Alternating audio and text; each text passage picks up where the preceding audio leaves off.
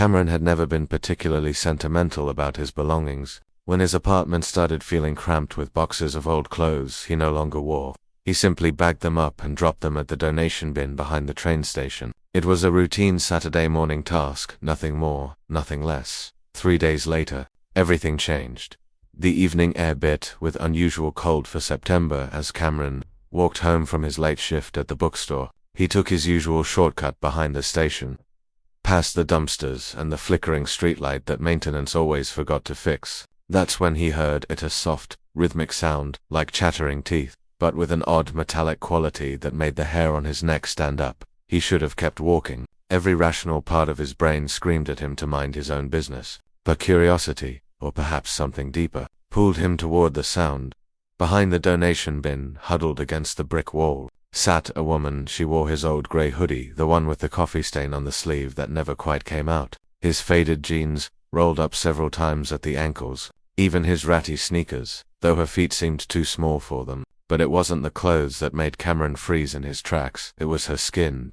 In the dim light, it shimmered with an iridescent quality like oil on water, shifting between deep purples and blues. Her eyes, when she looked up at him with obvious fear, were entirely silver, no pupils, no whites, just pools of liquid mercury that reflected his stunned face back at him. "Please," she whispered, her voice carrying that same metallic resonance as her shivering. "Don't report me." Cameron's mouth opened and closed several times before words finally came. You're not from here, no." She pulled the hoodie tighter around herself, though it clearly wasn't providing enough warmth. Her whole body trembled violently. "My pod crashed 3 days ago, in the woods beyond the city. I've been hiding, trying to adapt. But everything here is so cold. It's 65 degrees, Cameron said automatically, then immediately felt stupid. Of course temperature would be relative. "Where are you from? You wouldn't have a name for it."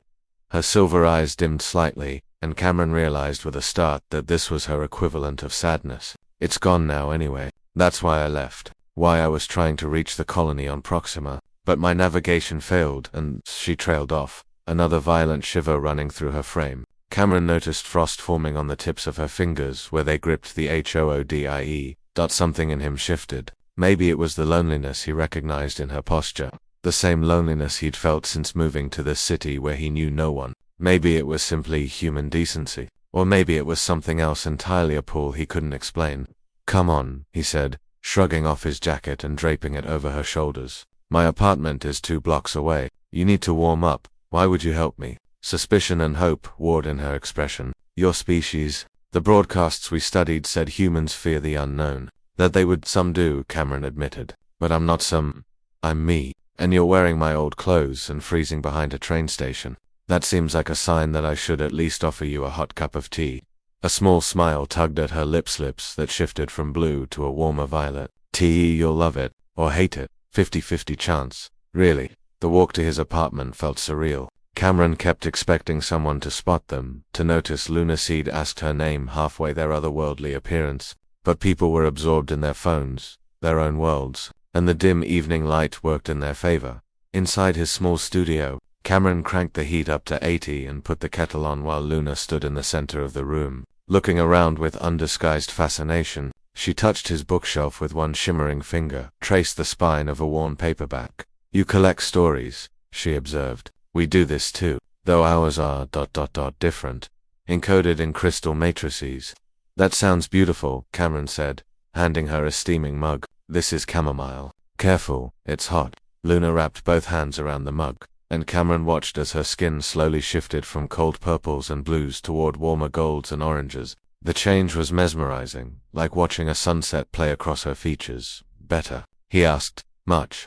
She took a tentative sip and her eyes widened. "This is pleasant, comforting." They sat in silence for a moment, the radiator clicking and humming in the corner. Cameron knew he should have 1,000 questions about her planet, her journey, what she planned to do next. But somehow, none of them seemed as important as making sure she was okay right now, in this moment.